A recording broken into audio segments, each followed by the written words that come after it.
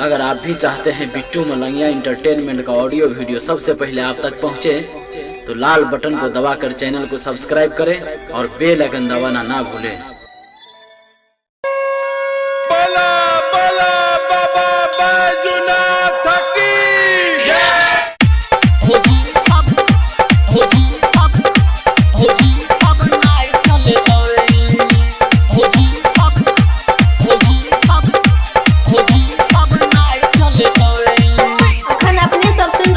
Bittu Malangia entertainment के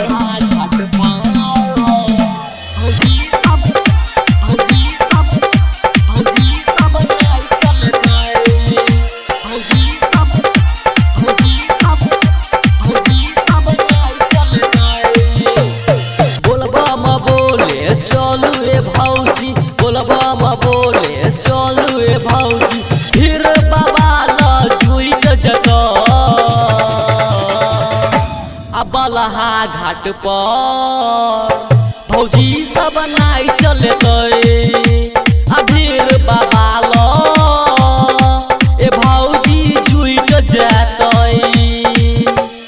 बोलबा म बोले चलू ए भौजी, बोलबा म बोले चलू ए भौजी, फिर बाबा लो जुइत जाते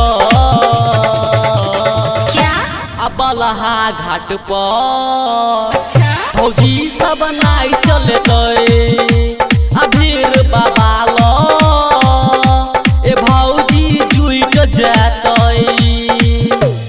डीजे बिट्टू मलंगिया, डीजे बिट्टू मलंगिया मधुबनी मधुबनी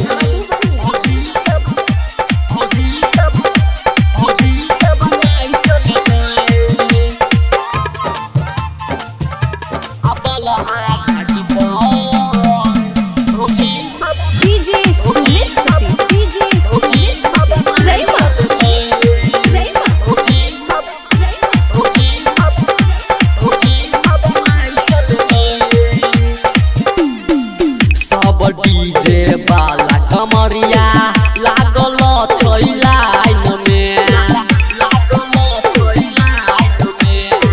बेसी भीड़ भ जात ये भौजी चलू भेरवा धाम में, चलू भेरवा धाम में। सब डीजे वाला कमरिया लागल छै लाइन में, बेसी भीड़ भ जात ये भौजी चलू भेरवा धाम में, बेर हेतै त जल छुइत जतै बलहा घाट पर भौजी सब नाई चलते अभीर बाबा लो ए भौजी जुइत जाते। डीजे बिट्टू मलंगिया, डीजे बिट्टू मलंगिया मधुबनी मधुबनी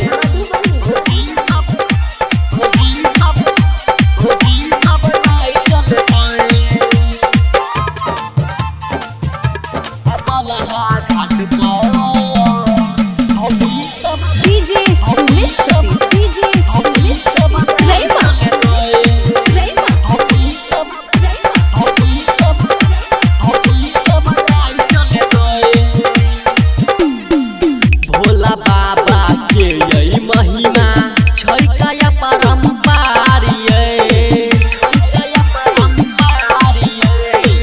गायक पिंटू संगे चलू करते बेरा पारी, करते बेरा पारी। भोला बाबा के यही महिमा छै काया परम्पारी, गायक पिंटू संगे चलू करते बेरा पारी, डीजे राधे अनिल नैतन चल जता भेरवा धाम में भौजी सब नाई चलते।